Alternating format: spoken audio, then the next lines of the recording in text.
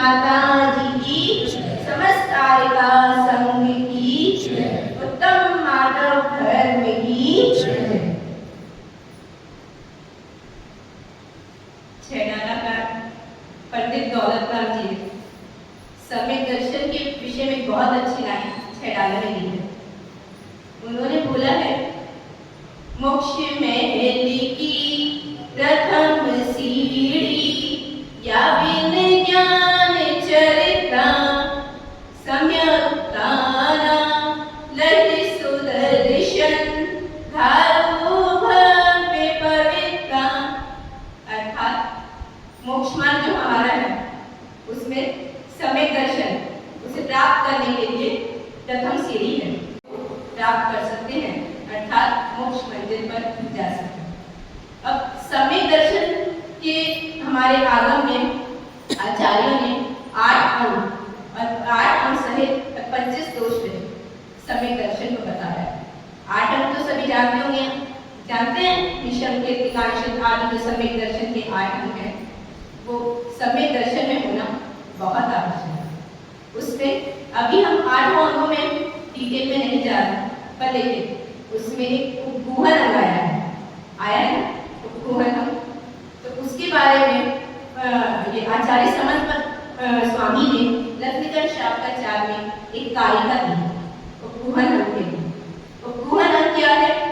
स्वम शुद्धस्य मार्गस्य काला शक्ति जनाश्रयाम वाच्यता यत्र मार्गन्ति तद्वदन्ति उपगुहनम।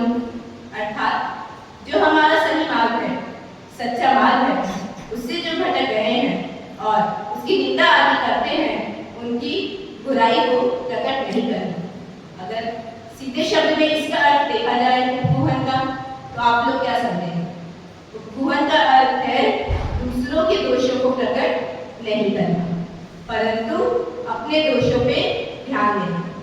जब हम अपने दोषों पे ध्यान देंगे तभी हम आगे की तरफ बढ़ सकते हैं। तो उपगुहन हम कैसे प्राप्त कर सकते हैं? 2 शब्द होते हैं, एक होता है इंस्पेक्शन और एक होता है इंट्रोस्पेक्शन। सुना है शब्द सबने इंस्पेक्शन? तो इंस्पेक्शन क्या है? इंस्पेक्शन इंस्पेक्टर्स करते हैं। इंस्पेक्टर्स करते हैं किसी बिल्डिंग का इंस्पेक्ट करना, किसी जगह को इंस्पेक्ट करना, या फिर जहाँ पे कोई नया कंस्ट्रक्शन वगैरह होता है उसका इंस्पेक्शन किया जाता है। इंस्पेक्शन अर्थात उस जगह को देखना वहाँ पे, तो दूसरे का इंस्पेक्शन करना आता है हमारा इंस्पेक्शन। तो हमारा मोस्ट ऑफ द टाइम मैं बोलूँगी इंस्पेक्शन नहीं चला जाता। अब इंस्पेक्शन किसका होता है? सामने वाले का। अपना भी करता है ना, अपना अगर भी कर ले तो वो इंस्पेक्शन ही बचेगा, फिर वो इंट्रोस्पेक्शन हो जाएगा। परंतु हमारा इंस्पेक्शन नहीं चला जाता। कैसे चला जाता है? अब आप सुबह मंदिर जी में बैठे हैं, पूजन चल रही है, बहुत अच्छे भक्ति भाव से अभिषेक शांति धारा चल रही है।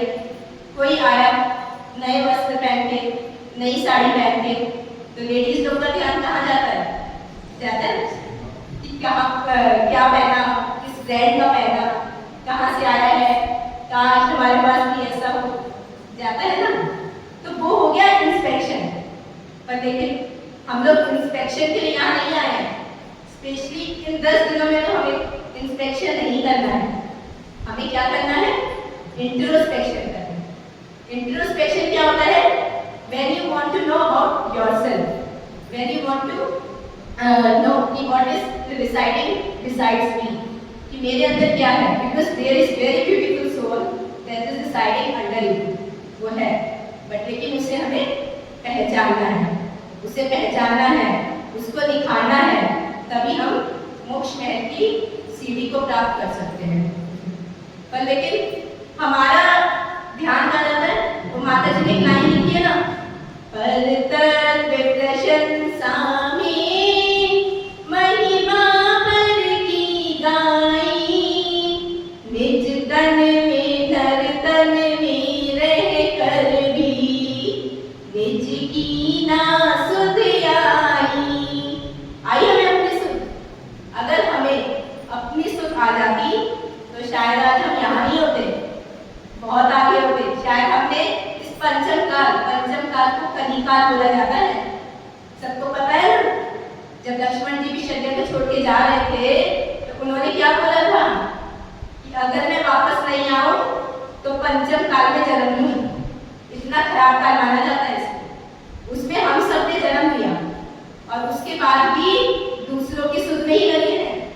हमें पता ही नहीं, अब दूसरों में खाली दूसरा नहीं कि दूसरा व्यक्ति या दूसरी वस्तु, हमारा शरीर भी दूसरा ही है। कौन कौन ध्यान देता है कि भाई उत्तम मार्ग धर्म है आज, तो रात को कौन सोचता है कि मैं कैसे अपने मन में, अपने जीवन में मार्गवता को प्रकट कर सकता हूँ? ऐसा कोई है नहीं। हमें कल क्या साड़ी पहननी है, उसकी क्या मैचिंग है, उसकी में बिंदी कौन सी लगेगी, कल कितना बजे क्या होगा, क्या कार्यक्रम, तो शैलेश बोला जाता है। इनफैक्ट 13वें गुणस्थान के भी बाद सिद्ध भगवान को शैलेश बोला जाता है क्योंकि उसमें ब्रह्मचर्य की पूर्ति होती है। तो इन आकिंचन ब्रह्मचर्य ये धर्मदर्श सार है। मतलब अगर हमारे अंदर क्षमा मार्ग जब आ गया तो आकिंचन अर्थात शून्यता, शून्यता प्राप्त करने में ब्रह्मचर्य मतलब आत्मा में रमण करना, उसमें अपनी आत्मा में रमण करने में हमको समय नहीं लगेगा, बिल्कुल समय नहीं लगेगा। तो हमें उन भावों को, उन क्षमा मार्ग आदि भावों को अपने अंदर उतारना है। यही प्रयास अपने को 10 लक्षण में करना है। अब क्या होता है, हम जो है इंटेरोगेशन तो कर लेते हैं। इंटेरोगेशन समझते हैं, यहाँ क्या हो रहा है, वहाँ क्या हो रहा है, ये सब कैसे होगा, या कौन कौन आया है, कहाँ से आया है, 2 दिन से बता मेरे को, और इसके अलावा कुछ हुआ है यहाँ पे? इंटेरोगेशन के अलावा कुछ और चल रहा है? तो आप कहाँ से आए, यहाँ तक से आ रहे हैं, कितने साल से आ रहे हैं, इसके अलावा कोई और प्रश्न उत्तर किसी के मन में आए? आपने कितनी मंथनाएं कर ली, पर लेकिन शायद हम इंटीरियर डेकोरेशन नहीं कर पाते। इंटीरियर डेकोरेशन समझते हैं? इंटीरियर डेकोरेशन जब हम अपने अंदर की कषायों को दूर करने का प्रयास करते हैं। आपके पास इंटेरोगेशन के लिए पूरे 365 में से 355 दिन है, जो करना है सो करिए, कोई प्रॉब्लम नहीं है। बट लेकिन जैसे होता है ना, ये भी सीजन चल रहा है, हमारा सीजन चल रहा है, यहाँ पे बहुत सारे लोग बिजनेस वाले होंगे, सर्विस वाले भी होंगे, तो एक सीजन होता है कि जिसमें आप मेहनत कर लो थोड़ी सी तो पूरे साल बैठ के कमा सकते हो, पूरे साल बैठ के मजे कर सकते हो। उस सीजन में आप थोड़ा मेहनत कर लो। तो ये 10 लक्षण पर हमारे लिए उसी चीज के लिए आते हैं। ये हमारे 10 दिन का सीजन है जिसमें हम अपने अंदर उतर कर अपने पूरे साल को इतना निर्मल बना सकते हैं, इतना निर्मल बना सकते हैं कि हमें किसी भी चीज की आवश्यकता नहीं पड़ेगी फिर। पर लेकिन ऐसा होता है। अब एक कहानी मेरे को याद आ रही है। एक लेडीज थी, आंटी थी, उन्होंने पिछले साल सूर्यकारण जी के उपवास किए थे। करते होंगे आप लोग भी, बहुत बड़ी बड़ी साधनाएं लोग किया करते हैं सूर्यकारण जी के। तो खूब उनका आभाव, वेलकम, सब जगह बिनोली। आजकल तो ये सब बहुत हो गया ना कि आपका सूर्यकारण खत्म नहीं होते, 10 लक्षण खत्म नहीं होते, बट पहले से होना भी चाहिए। भाई जिसने साधना की है, जिसने करी है, तो मान सम्मान उसका बढ़ना चाहिए। तो उन्होंने करी। अब क्या हुआ, अगले साल उनकी जिठानी जो है एक महाराज जी के पास पहुंची। महाराज जी के पास पहुंची, महाराज जी से बोली कि महाराज जी मुझे भी सूर्यकारण जी के उपवास करने हैं। महाराज जी बोले बहुत अच्छी बात है, इतनी साधना तो हम भी नहीं कर पाते, जो तुम घर में रह के सूर्यकारण जी के उपवास, वो भी 16-16। बोले कैसे करोगी? बोले महाराज जी हम तो निर्जल ही करेंगे, कभी लेना पड़े तो पानी हम दे देंगे। महाराज जी बोले बहुत अच्छी बात है, शायद हमारे अंदर भी इतनी शक्ति नहीं है जितनी तुम्हारे अंदर। तो ऐसी महाराज जी ने सहजता में पूछ लिया, अच्छा आप ये तो बताओ सूर्यकारण जी करने किस लिए हैं, क्या मिलेगा सूर्यकारण जी करके? तो वो लेडीज जो है वो क्या बोलती है, कुछ नहीं महाराज जी, उपवास तो हो ही जाएंगे। ये तो पिछली बार देवरानी का मेरी इतना आभगत हुआ था, लोग घर में आज उसको बधाइयां दिए थे, इतनी उसकी पूजा हुई थी, ख्याति लाभ पूजा थी, इसी वजह से मुझे नहीं करते। तो इस वजह से अगर हम उपवास करेंगे तो वो उपवास अपने अंदर उतर पाएगा, उस जीवन में परिवर्तन ला पाएगा? नहीं ला सकता ना जीवन में परिवर्तन। अगर हमें उपवास को अपने अंदर उतारना है तो वास्तव में उपवास का अर्थ समझना पड़ेगा। उपवास को समझना पड़ेगा कि उपवास क्या होता है। उपवास एक्चुअली में देखा जाए तो ये तो है ही कि आपने 4 प्रकार के आहार का त्याग किया, 4 प्रकार की तो कम से कम 3 प्रकार के आहार का त्याग किया, परंतु उससे ज्यादा है अपनी आत्मा में वास करना। उसका अर्थ होता है आत्मा, और वास मतलब उसमें निवास करना। तो जब तक हम उपवास करके उसके अंदर नहीं उतर पाएंगे, तब तक हम किसी भी चीज को प्राप्त नहीं करेंगे। 10 लक्षण तो हर साल आते हैं। कल दीदी ने बताया अभी तक तीन बार आते हैं, उसमें से 3 बार तो लोग एक बार तो बड़े धूमधाम से मनाते ही हैं। जैनियों का बहुत बड़ा पर्व है पर्यूषण पर्व, नेशनल इंटरनेशनल इसकी चर्चा है। बट शायद जितना वो समझते हैं बाहर वाले इसको, उतना हम नहीं समझ पाते। अगर ये श्वेतांबर लोगों की संवत्सरी होती है तो मैसेजेस आने चालू हो जाते हैं इस संवत्सरी, क्योंकि उन्हें पता है कि शायद आपस में, ऑफिस में, व्यापार में, घर में किसी से भी कोई कटुता हुई हो तो नॉन जैन लोगों के भी मैसेजेस अपने पास आने चालू हो जाते हैं। होते नहीं होते? अपनी क्षमा पाने के दिन भी लोगों के मैसेजेस आने चालू हो जाते हैं, फोन आने चालू हो जाते हैं। उन्हें नहीं पता असली मतलब उसका, बट लेकिन उन्हें पता है कि जैनियों का एक बहुत बड़ा क्षमापणी पर्व है और वो इसको बहुत बड़ा मानते हैं, पर लेकिन शायद हम उसको नहीं पहचान पाते। तो हमें कुछ नहीं करना है, हमें सिर्फ अपने को थोड़ा सा बदलना है, अपने अंदर थोड़ा सा चेंज लाना है उसमें। क्योंकि क्या होता है, a small change can create big exchanges. Small change क्या होता है, अगर हम छोटा सा बदलेंगे तो शायद चीजें जो है बहुत आसान हो सकती हैं, बहुत ज़्यादा आसान हो सकती है। एक बार की बात है, एक लड़की की शादी हुई, दूसरी जगह पे हुई, दूसरे प्रांत में हुई, दूसरे देश में, दूसरे प्रांत में हुई। तो उसके मम्मी पापा ने उसको बड़ी अच्छी सीख दी कि भैया सबके साथ प्रेम भाव से रहना, सबको अपना बनाना। तो उसने कहा ठीक है, मैं पूरी कोशिश करूँगी।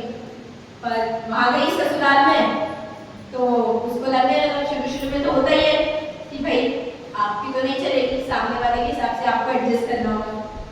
तो उसको थोड़ा अजीब सा लगा कि मेरे को इस वक्त ये काम करना होता है, इस वक्त ये करना होता है, इनके हिसाब से चलना होता है।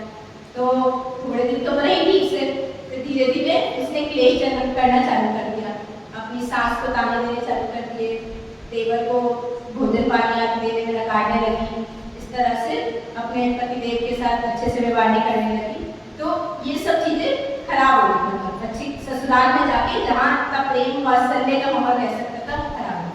अब क्या हुआ, जब बात आगे बढ़ी तो उसके सास ससुर ने उनको घर पे बुलाया, और घर पे किसको बुलाया, उनकी मम्मी पापा को बुलाया, और बोला कि आप इनको थोड़े दिन के लिए घर ले जाइए और थोड़ा समझाइए कि शायद जो है इनका जो भी प्रॉब्लम है वो शांत हो जाए। तो उसने कहा ठीक है। तो घर ले गए उसके मम्मी पापा। अब घर ले गए तो उन्होंने उससे अच्छे से बात करी कि बेटा क्या हुआ, सास कुछ कहती है क्या तुमको?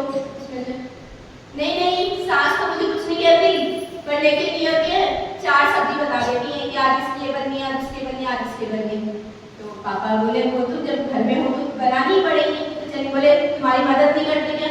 नहीं मदद के लिए तो वहाँ नौकर चाकर है, पर लेकिन मुझे अपने जो काम है मैं सारा दिन उसी में लगी रहूँगी तो काम कैसे करूँगी इस तरह। तो उन्होंने सबके बारे में पूछा, तो उन्हें कोई शिकायत ससुराल वालों की समझ में नहीं। तब उन्हें समझ आया कि शायद मेरी बेटी में ही कुछ प्रॉब्लम है, मेरी बेटी मानसिक उसमें है कि भाई मुझे ही अपनी जाते ही सब चलाना है, सब अपने कंट्रोल में लेना है, जो कि नई शादी में संभव नहीं।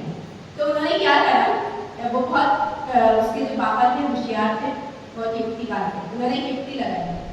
तो उन्होंने कहा तुम क्या चाहती हो? तो उसने ऐसे बोल दिया मुझे तो अपनी सास ससुर से छुटकारा चाहिए, सास से छुटकारा चाहिए। तो बोले बस इतनी सी बात? बोले हाँ, मैं तुम्हें एक पुड़िया देता हूँ, पुड़िया मतलब कोई चूरन की पुड़िया देता हूँ, तुम रोज सुबह शाम अपनी सास को आधा चम्मच सब्जी में दाल में मिला के उसे खिलाते हैं। उसने पूछा उससे क्या होगा? उसने कुछ नहीं, धीरे धीरे उनकी जो है ये हृदय शक्ति जो है वो कमजोर होती चली जाएगी, और देखना 5-6 महीने बाद वो खुद ही इस दुनिया से चले जाएंगे। तो इस तरह से तो उसे थोड़ा अच्छा लगा कि सास ससुर नहीं होंगे तो मैं तो अपने हिसाब से अपने पतिदेव को चला सकती हूँ, देवर तो छोटे ही हैं।